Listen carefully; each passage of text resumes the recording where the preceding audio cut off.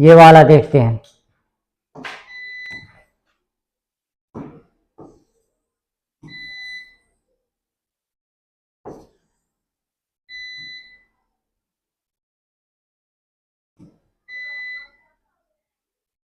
सवाल को देखते हैं।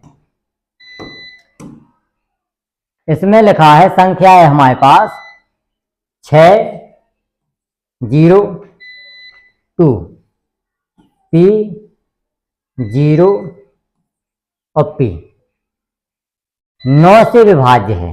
कितने से है? 9 से हमारी विभाज्य है। तो लिखा है कि इसका मान हमें ज्ञात करना है। सबसे पहली चीज है कि 9 से वो संख्या विभाजित होती है जिसके अंकों का योग डिजिट सम हमारा कितने से 9 से विभाज्य हो। तो इसका डिजिट सम जब हम निकालेंगे तो 6 2 8 8 हो गया और प्लस का हमारा हो गया 2p। इसको हमारा 9 से विभाज्य होना चाहिए। अब इसमें क्या है, 9 से विभाज्य होने के लिए या तो इनका योगफल 9 होना चाहिए या 18 होना चाहिए। 2 के अलावा कुछ नहीं होगा। या तो 9 होना चाहिए या 18 होना चाहिए। तो P के स्थान पर कौन सा ऐसा मान रख दें हम? तो यहां पे रखा हमने कि 8 प्लस के 2p इक्वल टू, यदि 9 है इक्वल टू 9 है तो यहां पे कितना हो जाएगा? 2p इक्वल टू 9 माइनस का 8 1। तो p की वैल्यू 1/2। 1/2 हमारा वैलिड नहीं है तो ये आंसर नहीं होगा। अब अगर 18 है तो 8 प्लस के 2p इक्वल टू 18। इसमें से ये चला गया तो 10 बचा, इससे ये कट गया तो 5। p की वैल्यू हमारी 5 आ जाएगी। जब p की वैल्यू आ जाएगी 5, इसमें हम इसका मान रख दें तो 4 गुणा 125 प्लस का 14 पंचे 70 प्लस का 6। इसका करेंगे हम तो कितना हो जाएगा? 4 पंचे 20, 4 दूनी 8 हो तो 10, 4 एकम 4 और 1 5, 500 हो जाएगा। और ये 70 ये 6, आंसर आ जाएगा हमारा अंडर रूट में 576। और 576 जो है 24 का वर्ग होता है। तो आंसर हमारा कौन सा हो जाएगा? आंसर हो जाएगा हमारा 24। यही आंसर हो जाएगा इसका। आंसर कितना हो जाएगा? 24।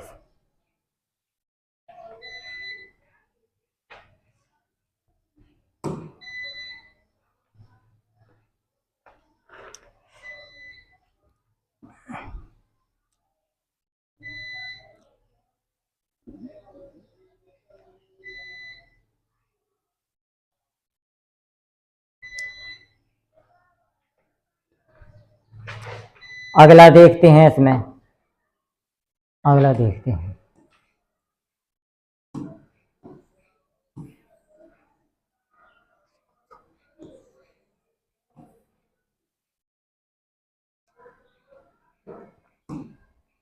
इसमें लिखा है कि 2 7 3 और x हमारा विभाज्य है 12 से। तो 12 से विभाज्य होने के लिए इसको 4 और 3 से विभाज्य होना पड़ेगा। 4 से विभाज्य होने के लिए इसको इवन होना पड़ेगा। इसको कैसा होना पड़ेगा? इवन। मतलब या तो 2 4 6 8 में से कोई वैल्यू आना पड़ेगी इसकी। लेकिन इसमें यह है कि 3 से विभाज्य होगा ये, तो इसके अंकों का योग भी हमारा 3 से कटेगा। तो जब अंकों का योग हम निकालते हैं तो उसमें 9 को शामिल नहीं करते हैं। तो हम 7 और 2 9 इसको काट देंगे। अब हमारे पास संख्या बची 3 प्लस का x।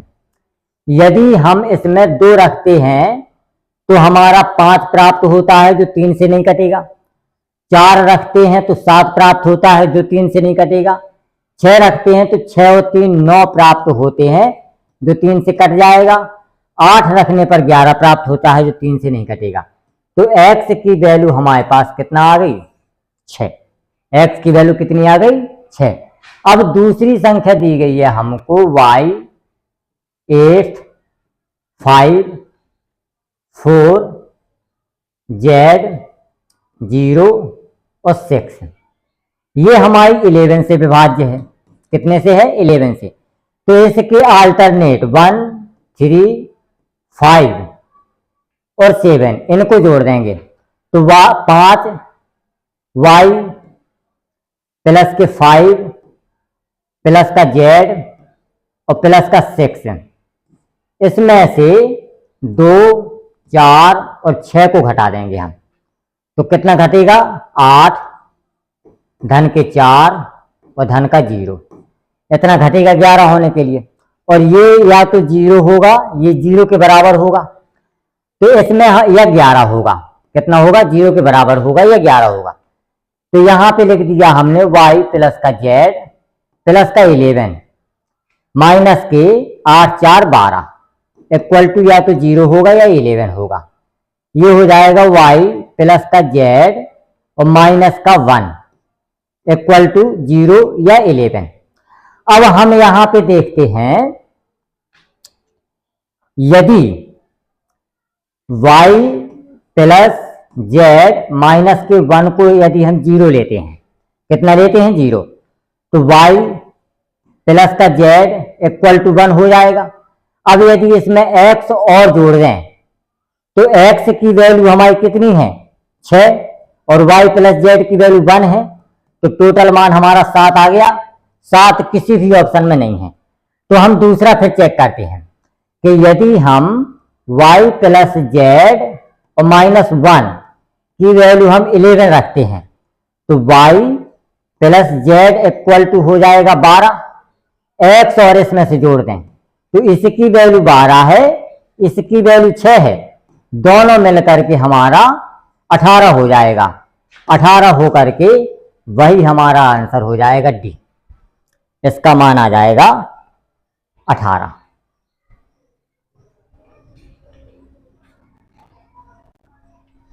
इसका मान कितना आ जाएगा 18। ये वाला देखते हैं।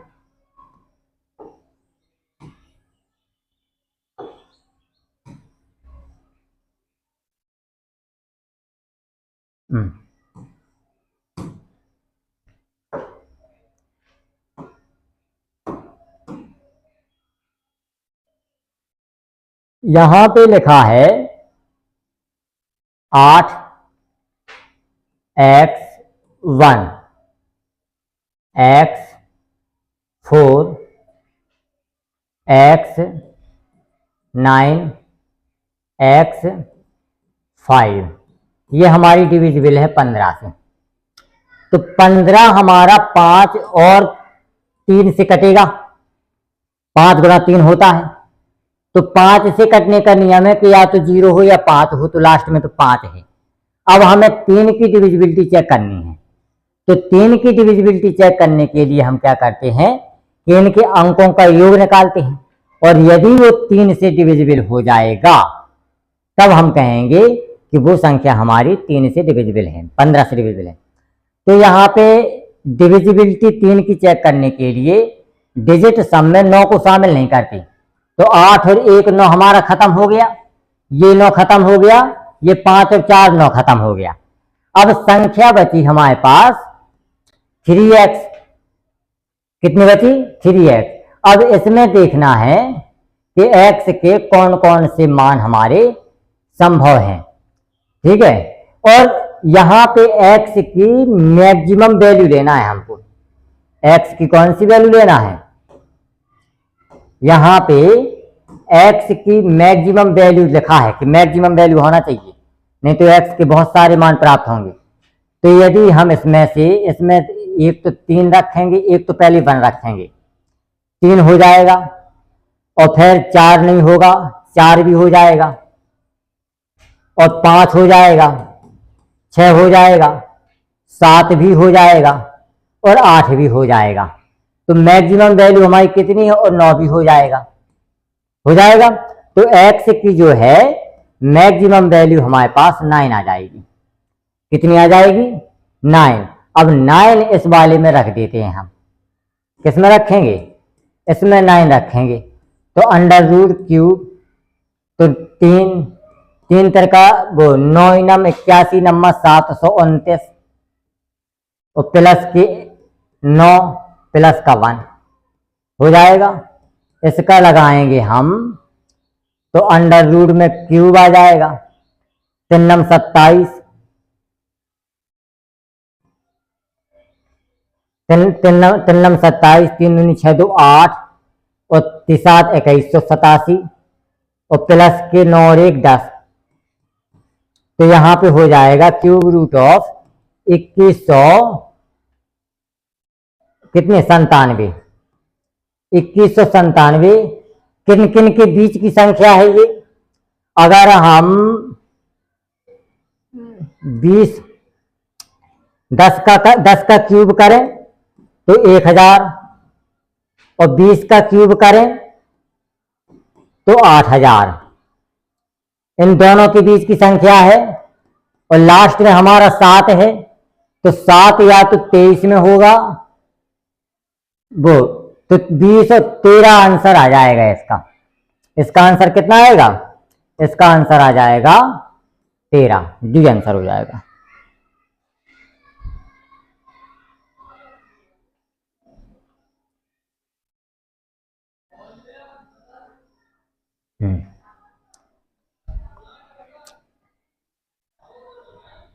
क्योंकि ये वाली जो संख्या है हमारी, ये 10 के क्यूब और 20 के क्यूब, 10 और 20 के क्यूब के बीच की संख्या है ये। और लास्ट में 7 है, तो 7 केवल और केवल 3 के क्यूब में आता है। 7 3 का 9 27। इसीलिए यहां पे सिर्फ और सिर्फ 13 इसका क्यूब रूट होगा, वही उसका आंसर हो जाएगा।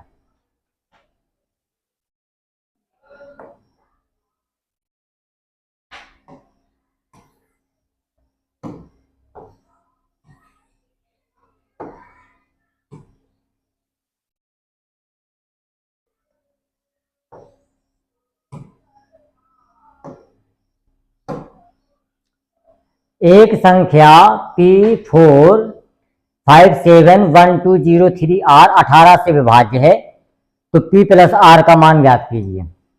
P4571203R विभाज्य है हमारी 18 से। 18 का मतलब है कि ये 2 से विभाज्य है और 9 से भी विभाज्य है। 2 से विभाज्य का मतलब है कि यहाँ पे हमारा 2 4 6 8 आना चाहिए। यहाँ पे कौन सा आना चाहिए? 2 4 6 8 आना चाहिए। और 9 से विभाज्य का मतलब है कि इन सब में हमें क्या कहते हैं कि 9 से संख्या इनका योगफल कटना चाहिए। तो सबसे पहली चीज ये देखें कि जब योगफल निकालते हैं तो उसमें 9 शामिल नहीं करते हैं, तो 5 और 4 9 कैंसिल हो गया, 7 और 2 9 कैंसिल हो गया। हमारे पास बचा 3 और 1 4, 4 प्लस का P बचा और प्लस का R बचा कि नहीं बचा? और R की वैल्यू हमारे पास 2 4 6 और 8 होगी कि नहीं होगी? अब यदि हम यहाँ पे R की वैल्यू 2 लेते हैं तो 4 और 2 6, P की वैल्यू हमारी 3 हो जाएगी कि नहीं हो जाएगी? 9 से कटने के लिए। और यदि हम R की वैल्यू 4 लेते हैं तो 4 4 8, P की वैल्यू हो जाएगी 1। और यदि इसकी हम 6 लेते हैं तो 6 और 4 10 और इसकी वैल्यू हो जाएगी 18, 9 से कटने के लिए। और यदि हम इसकी वैल्यू 8 लेते हैं तो इसका मान हो जाएगा 8 4 12, 12 और 6 18। हो जाएगा कि नहीं हो जाएगा? अब हमें निकालना है P प्लस R की वैल्यू। तो P प्लस R यदि हम इसको जोड़ दें तो ये दोनों 5 हो रहा है कि नहीं हो रहा है? और ये 4 और 1 5, 5 आ रहा कि नहीं आ रहा? ये 8 6 14 हो रहा। बाकी 14 ऑप्शन में नहीं है, 5 हमारा केवल ऑप्शन में है। तो ये हमारा आंसर आ जाएगा इसका 5 हमारा हो जाएगा आंसर।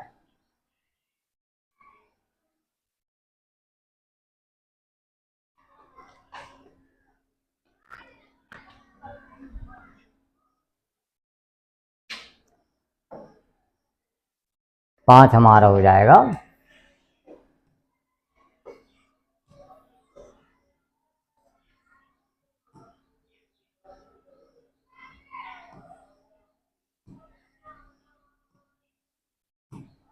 दिया गया है 9 3 4 x 5 2।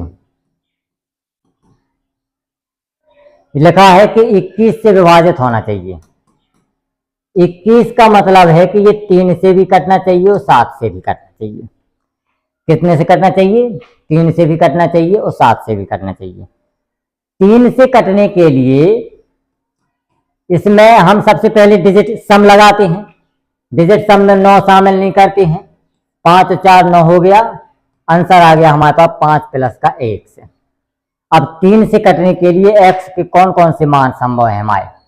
एक तो पहला 1 हो जाएगा, दूसरा हमारे पास हो जाएगा 2 3 4 हो जाएगा, और तीसरा हो जाएगा 5 6 7 हो जाएगा, 8 और 9 नहीं होगा। 1 4 और 7 मान संभव है हमारी x की। ठीक है, अब 7 से डिविजिबिलिटी कहती है कि 9 3 4 में से x 5 और 2 माइनस कर दें हम इसमें। जब माइनस करते हैं तो इसमें क्रम से लिख देते हैं हम। यहां पे हो जाएगा 4 में से 2 गई 2 13, 13 में से कितना गया? 13 में से 5 गया, 8 बचा यहां पे, और इसके यहां पे एक कम हो गया तो ये हो जाएगा 8 माइनस का x। कितना? 8 माइनस का x। अब इस x के स्थान पर देखते हैं हम। ठीक है, x के स्थान पर देखते हैं कितना रख सकते हैं। यदि हमने यहां 1 रखा तो 7 8 2 हो जाएगा। 7 से काटा, कट गया, और ये कितना हो जाएगा? 7 एकम 7, ये वाला नहीं कटेगा। यदि हमने 4 रखा तो यहां पे हो जाएगा 4 8 2 सत्संग 42, 6 बचा, ये भी नहीं कटेगा। यदि हमने 7 रखा तो 182 हो जाएगा। 7 दूनी 4, 42 सत्संग 42। तो x की वैल्यू कौन सी प्राप्त हुई हमें? 7। x की वैल्यू हमें 7 प्राप्त होती है। ये हमारा आंसर हो जाएगा।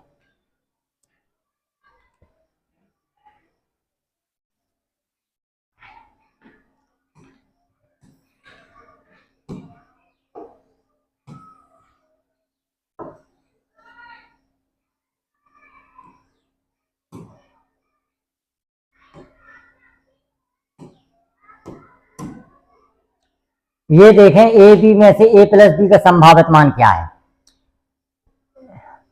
क्या है?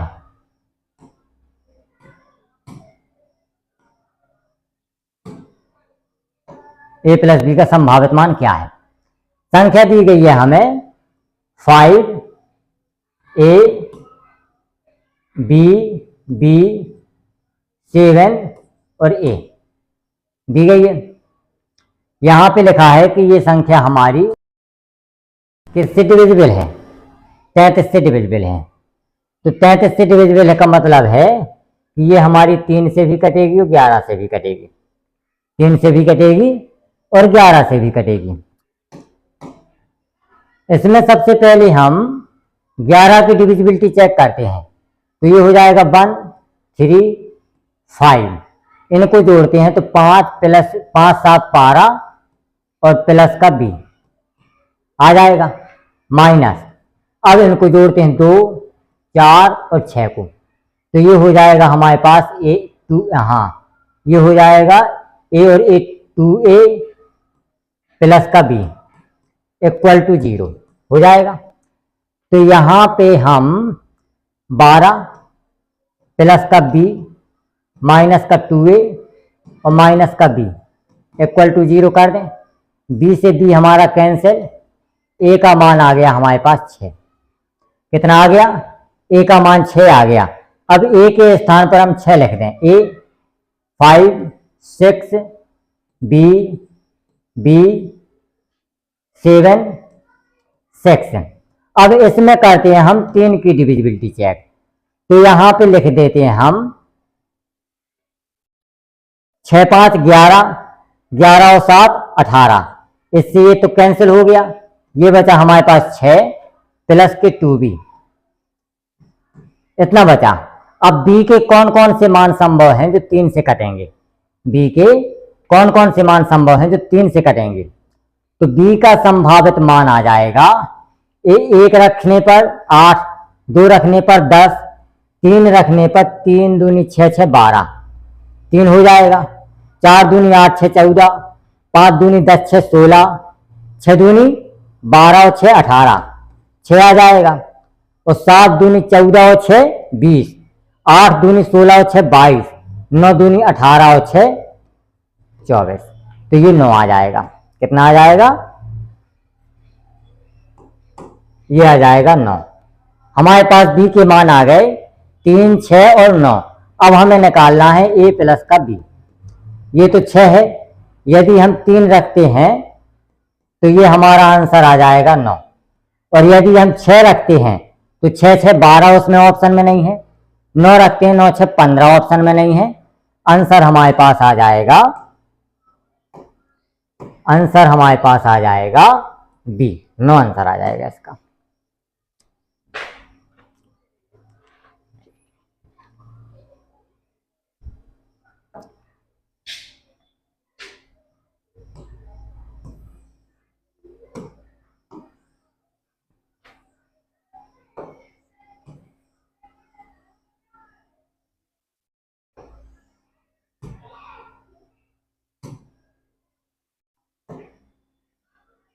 लिखा है कि इतनी संख्या हमारी 36 से विभाज्य है और x और y प्राकृतिक संख्याएं हैं, तो y के सबसे छोटे मान के लिए इतने का मान क्या होगा, y का सबसे छोटा मान।